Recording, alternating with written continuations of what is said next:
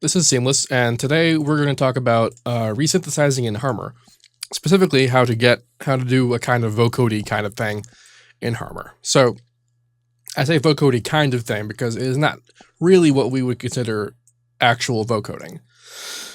That is where we define vocoding as applying the characteristics of one sound to another, where the characteristic that we're modulating a carrier. I talk about, carriers and modulators a lot.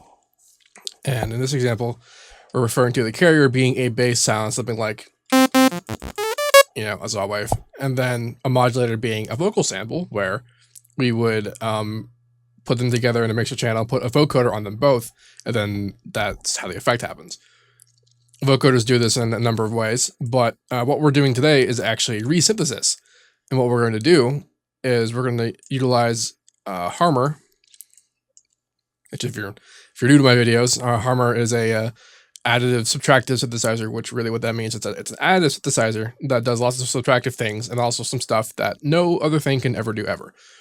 Resynthesizing is not one of them. Resynthesizing is something that has been available in additive synthesizers for kind of a while. Nonetheless, it's still a neat thing, and we will investigate it and how to do stuff in Harmor because it can do something. It has better control over things than most previous offerings would do. So first, I'm going to pick a sample. Yeah, I'm picking that one. So we have Harmor open. By default, you see this. We're going to go over to the image tab, and then we're going to click. Yeah, and drag.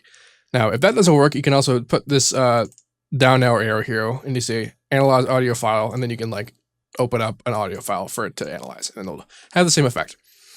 Yeah.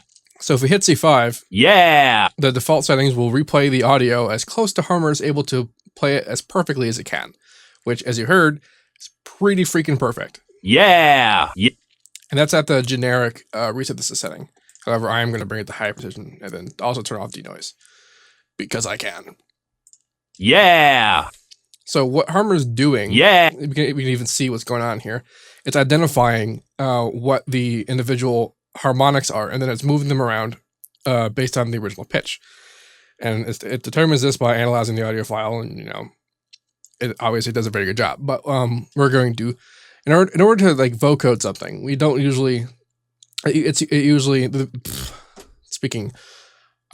Okay. So vocoding, when you think of it, you're thinking of Daft Punk or Gladys kind of thing. That business, it usually hammers down the tone to a note, so that when you play it, because if I were to just play a chord, that just sounds ridiculous, even if it is correct. So first, what we're going to do is we're going to mess with the scale knob. This one, the one that's engaged and has a yellow business in it. This is the image frequency pixel scale. Yeah.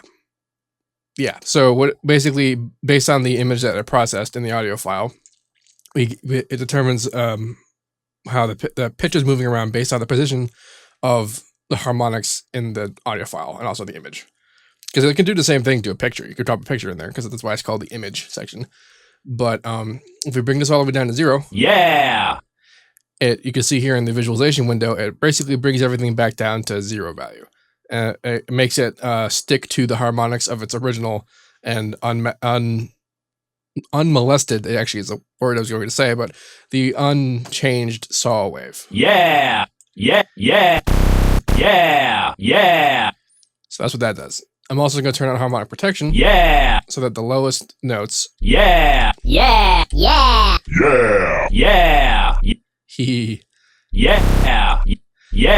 So now.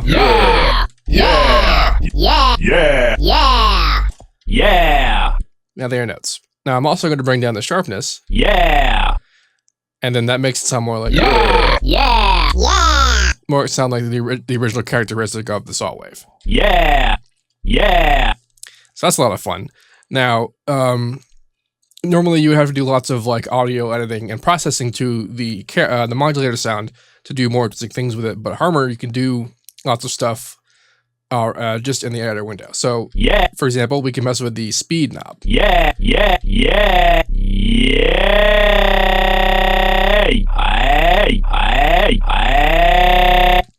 And now what I like to do is turn the speed to 0, bring the smooth to 0, and then use the time position knob as kind of like a wavetable sort of position kind of thing.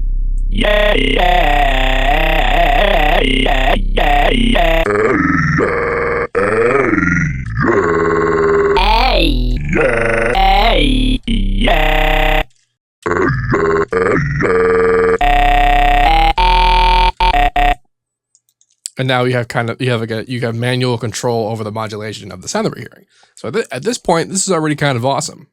And I utilized this as an idea in the last How to Bass video in a more complex setting, but I'm doing this now just so that this is much more obvious.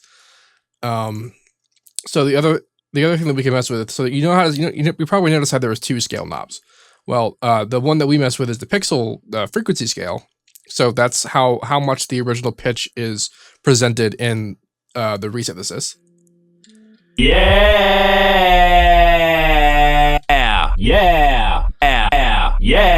Which you mean you can also do things like the opposite. Or really accentuate it. You can do neat things. But this other pixel scale knob is the gain frequency scale. The gain pixel scale.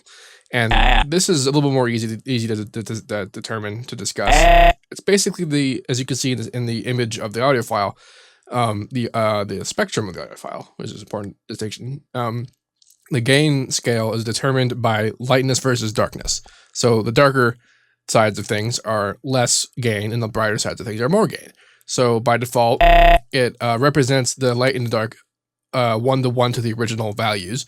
And then if I were to increase the scale, it's like a contrast. So it'll favor more the bright values. As you see here, pretty big difference. It basically makes it harder for it to be audible unless it's really, really loud to begin with. And the opposite way, we'll do the opposite. It brings up everything unless there's nothing to bring up. So it's kind of like it gets contrast between light and dark, and it ends up kind of being this weird procedural, like visual compression to the sound. So one more thing that we're going to mess with is the Formant business. So we have 2 knobs here. We have this Formant, which just determines format positions, and then a mix.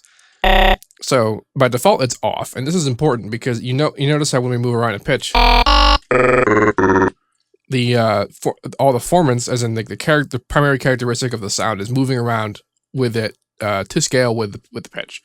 And if you engage formants, the mix all the way, you hear that the pitch changes, but the things that we would describe as the formants, are staying more or less static.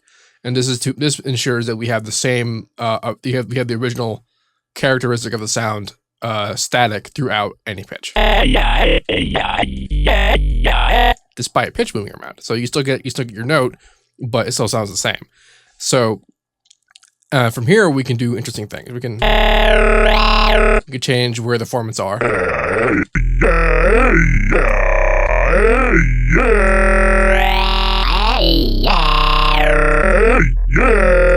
Then now that we have formats engaged, we can also go into the parameters tab and open up image format mutation, which this window allows us to have direct control over where each individual section of formats go, and not just a big huge swath like this knob does.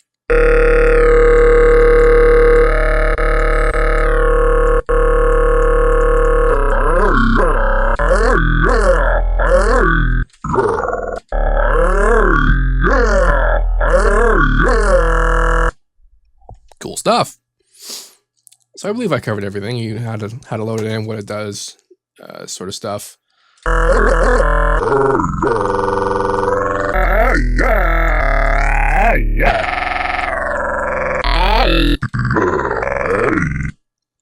I guess that's fine.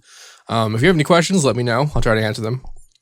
I mean, I might have just done a terrible job of explaining this, but I feel like the visual representation of what's happening should have gotten the point across. Yeah. So, have a nice day. Yeah.